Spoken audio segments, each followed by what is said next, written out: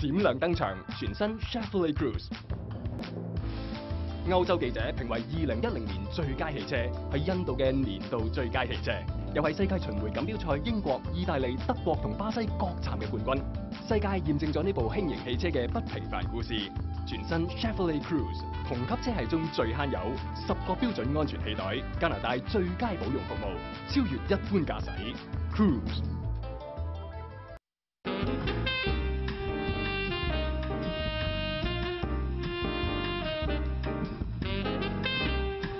观众朋友，晚上好，欢迎您回到我们正在直播的 Life at 5，活在5点，现在是下午的5点08分，我们又到了今天的嘉宾访问环节。刚才说了，我们这星期的主题是汽车，是车展。今天我们请到的嘉宾呢，就是 GM 的这个加拿大部门的总裁 Geoff Bailey， 欢迎您。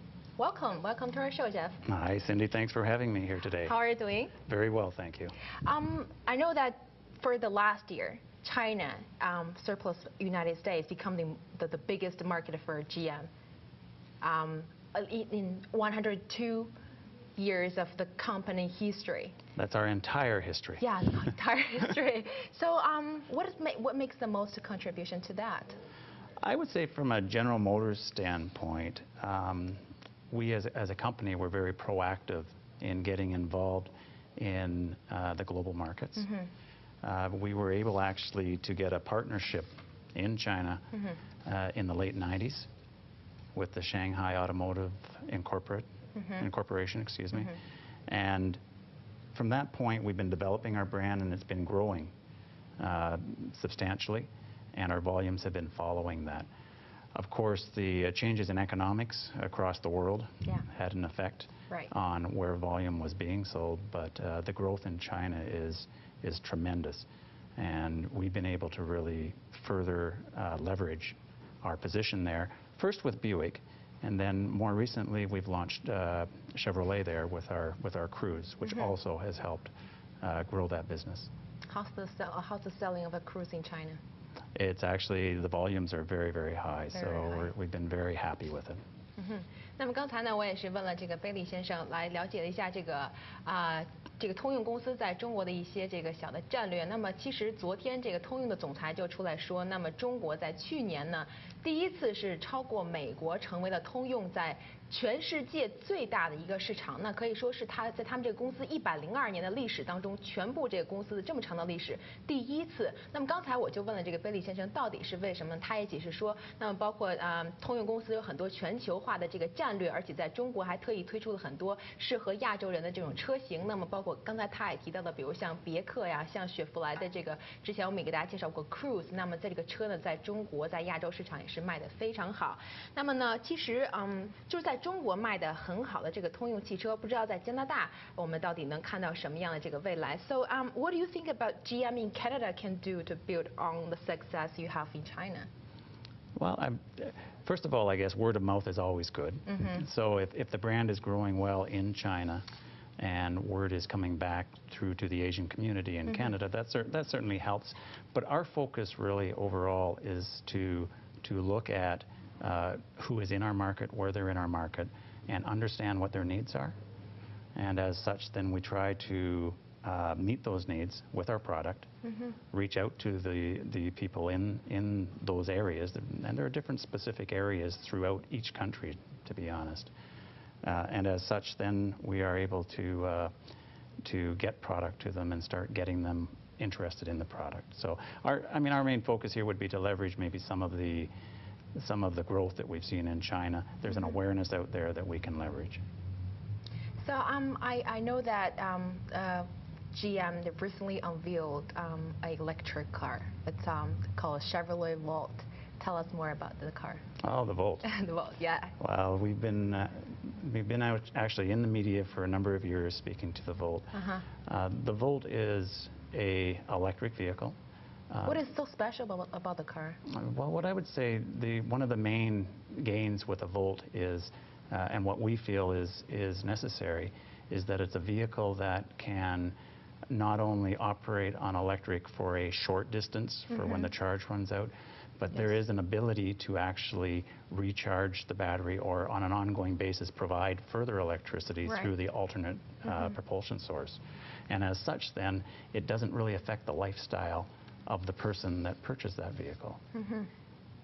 那么刚才这个贝利先生也已经提到，就是这个通用汽车公司呢，最近也是刚推出了一种新款的这个属于是这个电动的新能源汽车，是雪佛兰的这个 Volt。那么中文翻译过来呢是沃兰达的这种车。那么刚才贝利先生提到，就是说这个沃兰达这个车，它其实跟其他的一些，比如说这种油电混合车不太一样的，就是一般其他油电混合车可能是在短距离的情况下可以正常的使用，但是如果长距离的话，可能这个效果就不会有那么好。但是这个 Volt 雪佛兰这个 Volt 呢，它是在长距离的情况下，这个如果从油电互相转化的话，你也不会感受到有任何的变化。I heard there is a new the technology called the e-assist. What is that? Well, the Volt is what we would call a fully electric vehicle or predominantly electric vehicle. Okay. On the other end of the spectrum, we have a light electric vehicle. That's what e-assist would be. What e-assist does is it provides you with a efficiency gain, because you're able to store energy at different times of the cycle in the vehicle, and then use it at other times so you can be more efficient. It can provide up to about a 24% improvement on fuel economy, and it's at a very reasonable cost, so it's much less expensive than a hybrid. So I can install the system to any kind of cars? We as a company can install it into different vehicles. I mean, there are certain technical things you need to do to make it work and to line it up, but yes, we could put it into pretty much any of our vehicles. Talking about the GM and the Chinese market, we have to mention about the Buick. It's very successful in the Chinese market. So and there is I know that the well-known Buick car in China is the Regal. Yes. Tell us more. The Regal, actually, we've been growing the Buick brand, as we mentioned earlier, very strongly in China. And actually, all of our products have been growing very, very quickly in China. What you'll see on the screen right now is actually a shot of our Regal. It's been in the market in China for a year. It's a very stylized vehicle from the outside. It's sculpted, we would say, which falls in line with the Buick brand. It's powered by a 2.4-liter engine, can have a 2-liter turbo engine as well as an up level. But both of those powertrains with a 6-speed transmission provides a very dynamic drive. It's got very nice performance. It's a driver's car, yet it has a lot of the luxury and the appointment inside that the Buick customers look for. What about the price? The price is great. It's great. Is there any difference? The price is very competitive. Is there any difference between the car in Canadian market and Chinese market? There are always differences in each of the markets, because as we go through and develop a global product, and the importing and exporting. Yeah, I mean, we focus on, and as a corporation, we focus on each of the customers as we're developing the vehicle, and then try to use that synergy to create a product that we then can go out to each of the markets and provide exactly what they need. So yes, there are differences in each market, is the short answer. As I mentioned before, the Buick Regal is really very successful in China. In your opinion, why is that people really want to buy a Buick Regal? Well, I think the brand itself has moved into a position where I'd say it's a brand that people aspire to, which has been great for us. And I think a lot of that is because we're able to do what I was saying earlier, is we're contenting it and we're focusing on ensuring we provide the product that the consumer in China is looking for. We have 3 more minutes. Let's talk about the auto show in the weekends. So the auto show is coming just at the weekends to public. It's opening to the public. So is there any new technology the GM want to introduce to the visitors? Well, from a technology standpoint, with 3 minutes and the vehicles, I'd like to talk to it all, if that works for you, Okay. Cindy.